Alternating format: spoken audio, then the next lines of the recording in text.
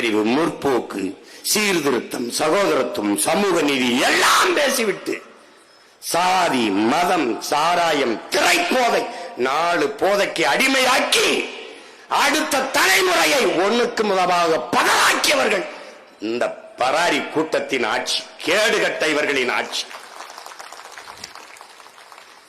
சாராயம் குடித்து செத்தவனுக்கு காசு கொடுக்குது, ஓடுது.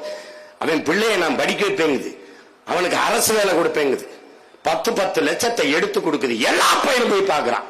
சட்டப்படி குற்றத்தை கொழுப்படுத்து போய் குடிச்சு செத்தத நடிகனை பார்க்க போய் சிக்கி செத்ததுக்கு 34 லட்சம் கொடுக்குது. 34 லட்சம்.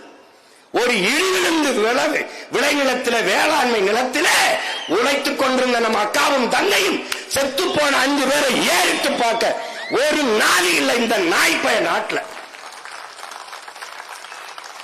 செத்து நெத்தியில ஒத்தரவா போட்டு வைக்க ஒரு வயதர வரல.